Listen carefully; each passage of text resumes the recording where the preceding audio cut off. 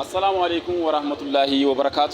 ውድና የተከበራችሁ የስልጤ ዞን የፌስቡክ ወይም የፔጃችን ተከታታዮች እንግዲህ በዛሬው ቀን የንባብ ባህል ሳምንት ነው እንግዲህ የምንገኘው ማለት ነው። በዚህ መርሃ ግብራችን አጠገባችን የስልጤ ዞን ትምህርት መምሪያ ኃላፊም አቶ ሽኩራላ አወልም አሉ። እስቲ በዚህ ኩነት ላይ ምን ተግባራት ይከናወናል እንዲሁም ምን አይነት እንግዶች እዚህ እንደሚገኙም ታጎ ገለጻ አድርገን። አዎ አንተም እንዳልከው በዛሬው ዕለት እንግዲህ የንባብ ሳምንት ነው የሚባለው። የንባብ ባህል ለትምህርት ጥራት በሚል እንግዲህ የኢትዮጵያ ቤተ መዛግብትና ቤተ መጻሕፍት አገልግሎት ከስልጤ ዞን አስተዳደር ከስልጤ ዞን ከወራቤ ከተማ አስተዳደር ከወራቤ ዩኒቨርሲቲና ከስልጤ ዞን ትምህርት መምሪያ ጋር በመተባበር እንግዲህ በስፋት ዛሬ በይፋ የሚጀመርበት ቀን ነው። ይህን በማስመልከት እንግዲህ የአጠገባችን የስልጤ ዞን ትምህርት መምሪያ ኃላፊ አቶ ሽኩራላ አወል አጠገባችን ይገኛሉ። ምን ይመስላል የሚለው ምን መርሃ ግብሮች ይከናወኑበታል የሚለውንም ጠቀሜታው ምንድነው የሚለውን ሊያብራሩልን ይገኛሉ። ወደ እሳቸው ብናመራ። እሺ፣ አመሰግናለሁ። እኔ ሽኩራላ አወል እባላለሁ። የስልጤ ዞን ትምህርት መምሪያ ኃላፊ ነኝ። ያው ዛሬ እንደሚታወቀው የንባብ ለትምህርት ጥራት በሚል መሪ ቃል ንባብ ቀን እናከብራለን። ከኢትዮጵያ ብሔራዊ ቤተ መዛግብት መስሪያ ቤት ጋር በትብብር በዞናችን የስልጤ ዞን አስተዳደር ባህል ቱሪዝም ትምህርት መምሪያ ሌሎች ተቋማትም ወራቤ ዩኒቨርሲቲን ጨምሮ በጋራ በመሆን ነው የምናከብረው። የዚህ ዋና ዓላማ የንባብ ባህልን ማዳበር ነው።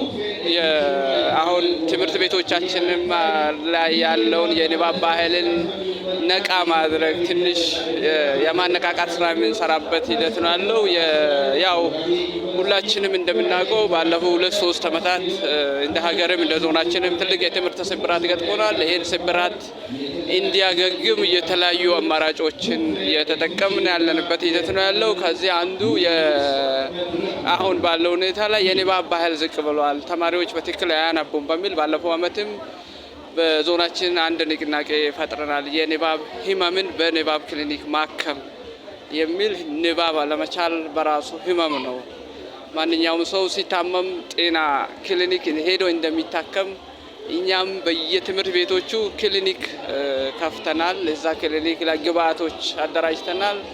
እዛ የራሱ ሆነ ኮሚቴ አለው። እነዚህ ኮሚቴዎች ከለዩ በኋላ ስታንዳርድም አለው። በዛ ስታንዳርድ ያክማል ማለት ነው። ችግር አለባቸውን እዛ ያክማል።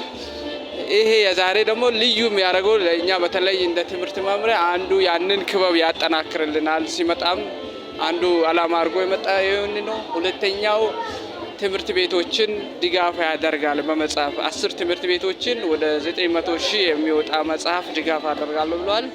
እንደዚሁም ለክበቡ የተማሪዎች ደረጃ የክበብ አባል ተማሪዎች አሉ። የንባብ ክበብ እነዚህ ተማሪዎች ይገኛሉ። ለነዚህ ተማሪዎች መጽሐፍ ይለግሳል። የሚኖረን ፕሮግራም አሁን መክፈቻ እዚህ ይደረጋል።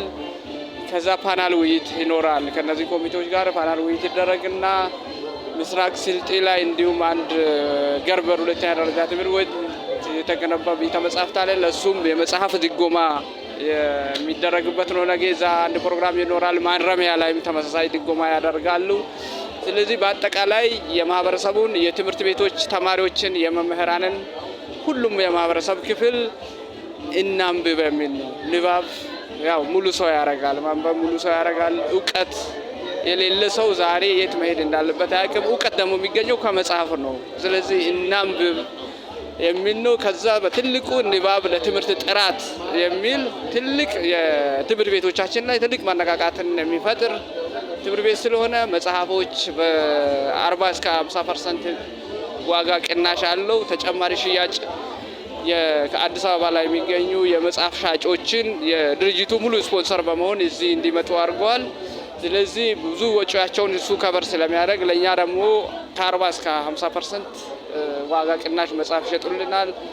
እኛ ደግሞ የሁሉም ወረዳዎችን ጋብዘናል። እዚህ መጥተው የሁሉም ወረዳ ትምህርት ቤቶች ባላቸው አቅም መጽሐፍ ግዢ እንዲፈጽሙ። ምክንያቱም እንግዛ ቢሉ ዋጋ እዚህ በተጨማሪ ቅናሽ ነው። እዛ ቢሄዱ አዲስ አበባ ቢሄዱ በጣም ብዙ ወጪ ስላለ የመጽሐፉ ዋጋም እስከ 40% ቅናሽ ስለሆነ ትምህርት ቤቶቻችን ቤተ መጻሕፍትን የማደራጀት ስራ ይሰራል። ከዚህ በተጨማሪ የሚሰራው ሰኞ ቀን ስልጠና ይሰጣል። የቤተ መጻሕፍት ባለሙያዎችና በስልጤ ዞን በሁሉም መስሪያ ቤት ላይ የሚገኙ የመዝገብ ቤት ሰራተኞችን ፋይል አደረጃጀት፣ የካታሎግ እንዴት እንደሚደራጅ፣ ፋይል በኮድ እንዴት እንደሚደራጅ ስልጠና የሚሰጥበት ሂደት ነው ያለው። ጠቀሜታው ይሄ ነው የሚባል አይደለም። ሌላም ምናልባት የስልጤ ዞን አስተዳዳሪ በመክፈቻቸው ሰርፕራይዝ የሚያደርጉ ሌላ ከንባብ ጋር ተያይዞ አንድ ሰርፕራይዝም ይኖራል። እሱን በጋራ እናያለን ማለት ነው።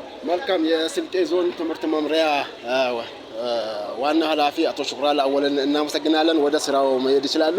እንግዲህ የተከበራችሁ ተከታታዮቻችን በመከታተል ላይ የምትገኙት የስልጤ ዞን ኮሚኒኬሽን ሚዲያ አማራጭን ነው። እንግዲህ እኛም የንባብ ሳምንቱ አጠቃላይ የሚከናወኑ መርሃ ግብሮች ምን ይመስላሉ የሚለውን ወደ እናንተ የምናደርስ ይሆናል። አብራችን ቆዩ።